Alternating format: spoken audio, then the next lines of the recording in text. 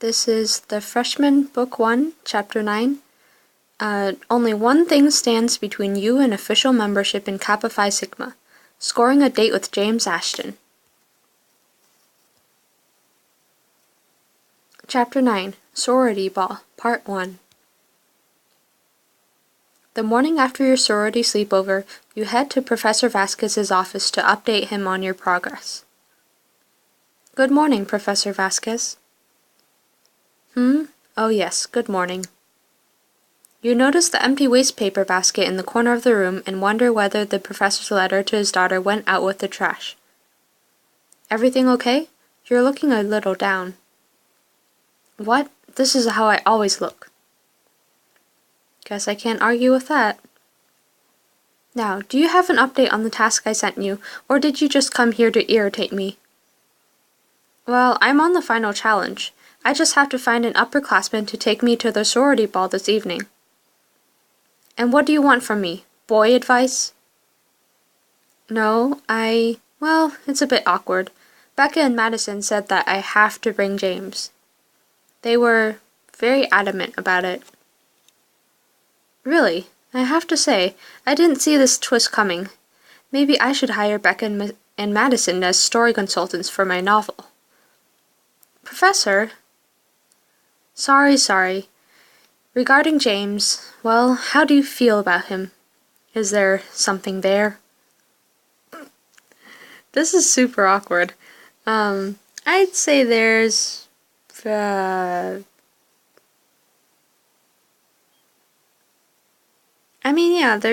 definitely something between us.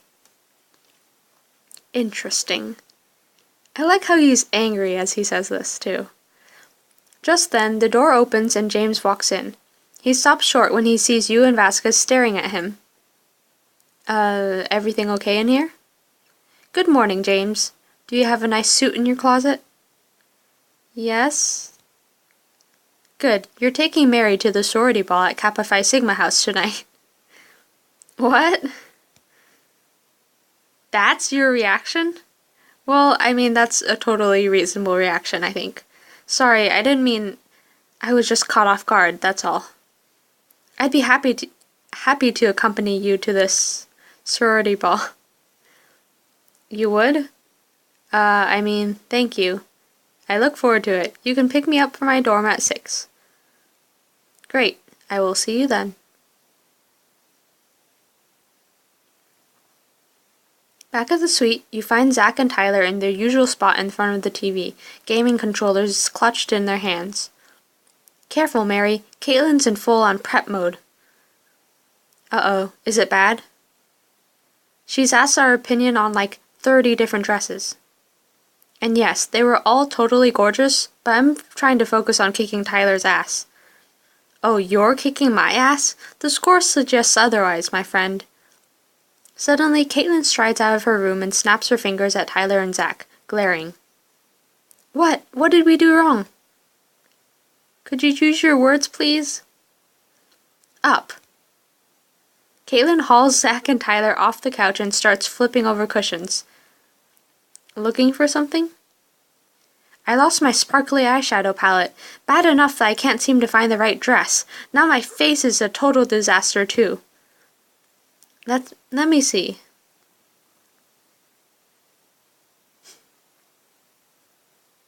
Don't be silly, you look great. Flatterer. I just tell it like it is. Why would your makeup be in the couch? Abby walks into the living room, looking stunning in a flattering dress. You all stare at her. Oh, Caitlin, were you looking for your eyeshadow? Damn, Abby! What? Why are you all looking at me like that? Because you're gorgeous. 'Cause you look hot, girl, duh. Aw. Doesn't she look great, Tyler? Mary! You really do look amazing, Abby. Really? Really. Oh, well, thanks, Tyler. Yes, relationship improved. Tyler and Abby's relationship will be affected. Anyway, here's your eyeshadow palette, Caitlin. It dropped under the cabinet in the bathroom. Sorry, I should have mentioned it before. No worries, I'm just glad to have it back. Now if only I could find the right dress. But let's focus on Mary. What are you wearing to the dance? I haven't really thought about it. Are you kidding me? Picking the right dress is everything. With the right dress, your crushes will drool over you, and your enemies will be insanely jealous. I guess I'd better choose wisely. No diamonds. And also this dress is really nice too, so I don't see why I need to buy any sparkly things. You walk back out of your room wearing a little black dress and heels. What do you think? Adorable! Did you decide what you're going to wear yet, Caitlin? Let me think. Oh, I've got it. Caitlin rushes into her room and comes back a few minutes later wearing a beautiful red dress with a gold neckline. She spins for you and your friends, grinning. Ooh, that is pretty. Well, what do you think? It's perfect, right? Right. Yes, it's perfect. The best one yet. Better late than never. Do you like this one, Mary? Let me see. You look amazing. Caitlin smiles even wider and pulls you into a tight hug. You're amazing. I know. Just then, the doorbell rings and the door to your suite swings open. Did someone order 2 handsome...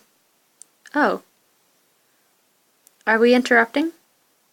Caitlin pulls away from you as Darren limps into the room, James right behind him. Nope, not interrupting anything. How are you? Can't complain, especially when my date looks as good as you do. Looks like this guy's got moves on and off the field. Oh my god, Zach. Sorry we barged in here like this. James told me to wait, didn't you, buddy? Yeah, I did tell you that, buddy. James walks over to you, his hands in his pockets. You catch him glancing at your dress. Hey, Mary. You look nice. That's it? Really charming, James. We're both doing this for Vasquez, remember? I did remember that, actually, but I appreciate the reminder. I mean it. So it's gonna be like that, huh? I can tell this is gonna be a long night. Only if you play your cards right, buddy. Zach, cool it with the color commentary. Where's your date, Abby? Darren, I thought Logan was going to come. Yeah, about that. He ate like 70 eggs yesterday, and he's still sick. Why did he eat 70 eggs exactly? Gains. That's all he said. Maybe I could be your date? I mean, I'm not really doing anything. Except hanging out with your best bud, Zach. Just kidding. You two should totally go together. They can't. She needs to bring an upperclassman. This is so annoying. Well, don't worry about it, Abby. Just stick with us. Well, I don't want to be a third wheel or anything. You won't be. Yeah, no worries. If anyone asks, we'll say your date just went to get drinks or something. Really? Yeah, why not? I like this, Mary. I like this guy, Mary. Nice catch. Yeah. I think I'm starting to like him too. I can't say I expected that. Hey, I didn't get all dressed up just to watch you two flirt. Let's go. After a short walk through campus, the 5 of you stand outside Kappa Phi Sigma House in the soft light of dusk. Darren offers Caitlin his arm. Oh, thank you. Let's see if anyone's home. Darren walks up to the front door and raps sharply, his other arm firmly linked with Caitlin's. Darren, so glad you could make it to our little soiree. And you've brought Caitlin. I have to say, I wouldn't have guessed that you were her type. She knows. What's that supposed to mean? Nothing, of course. Come on, the dancing's just about to get started. You all file in after Darren and Caitlin, Becca leading a winding path through the throng of guests. So far so good, Abby. Just keep a low profile and you'll be golden. I hope you're right. Becca taps a fork to her glass to get everyone's attention as Madison cues up a romantic R&B playlist. Welcome to Kappa Phi Sigma's first official ball of the quarter. Darren, Caitlin, would you like to open the dance floor? We'd be happy to. Here, take my hand, Caitlin. Okay. Abby leans in close to you and James while Darren leads Caitlin haltingly across the dance floor. Is it just me or does Caitlin seem actively disinterested in Darren? Maybe we should get out there, alleviate the awkwardness a little bit. Are you asking me to dance? I might be. Professor's orders, you know. Right. You step out onto the dance floor and James puts his hand on your waist. You clasp your hands up behind his neck and smile up at him. Hey, James. You can stand closer if you want. Relationship improved. Your relationship with James will be affected. Sure, why not? Wow, show a little enthusiasm. I could still change my mind. James pulls you closer, a wry smile tugging at the corner of his mouth. I kinda don't think you will. James gracefully leads you across the dance floor. You know, you're kind of good at this.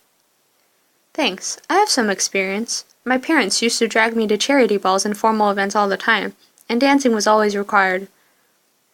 Wow, sounds fancy. More like incredibly dull, but at least I picked up a trick or two. He lifts your arm, leading you into an artful turn. Very nice. Wait right here. I'm going to get us some drinks. What a gentleman. As James walks off toward the beverage table, you spot a familiar face through the crowd. Chris. Abby leans over and whispers to you. Wow, Chris isn't exactly my type, but he definitely knows how to wear a suit. Yeah, but I'm over him. It's just the same old candy bar in a different wrapper. Yeah, I have two awesome people. I guess you have a point. Just then, James returns with your drinks, and you stand on the edge of the dance floor, trying not to look at Chris too much. Becca pushes through the crowd and wraps an arm around Chris. Come on, Chris, I want to dance. Sure. Becca drapes her arms around Chris's neck, shooting a sly look at you out of the corner of her eye. You okay, Mary? You kind of went away for a second. Sorry, let's dance some more. Sure, whatever you want. You and James step back onto the dance floor while Becca leans her head on Chris's chest. What should I do? Focus on being with James. Living well is the best revenge. Relationship improved. Your relationship with James will be affected. I'm 100% here now.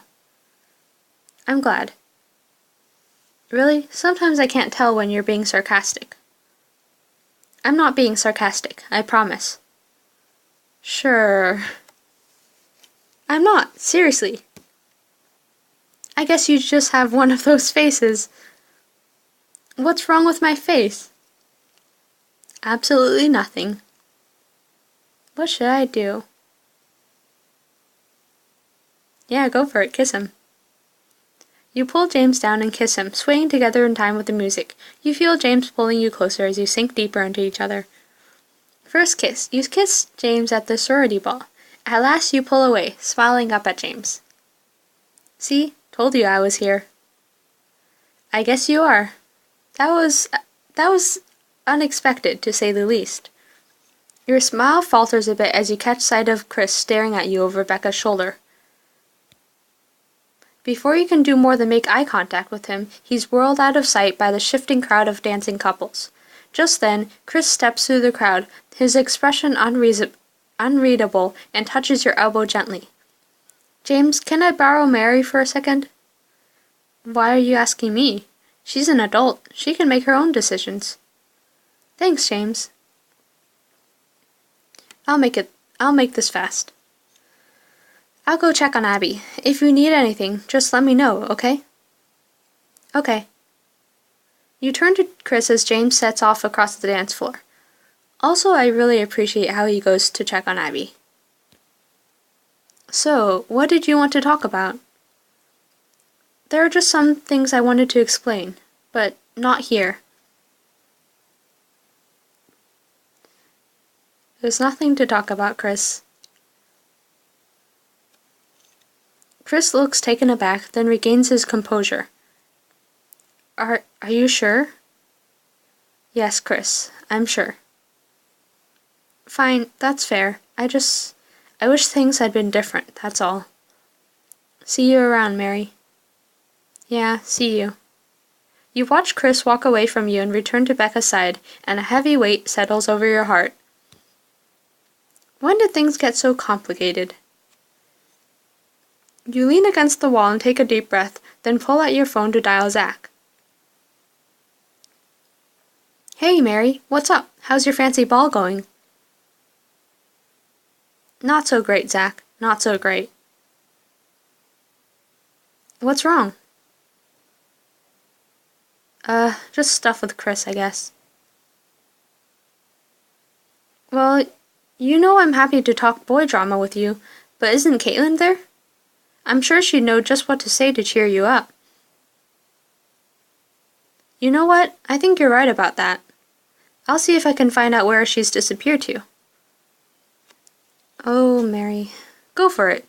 Just make sure to fill me in when you get back. Will do. You head back inside and search the Kappa ball for Caitlin, finally spotting her leaning against a banister. A wave of relief washes over you as you speed walk over to her. Huh? Why does she look so sad? Mary! Because of you. Be nicer to her. Okay. We'll see what happens next.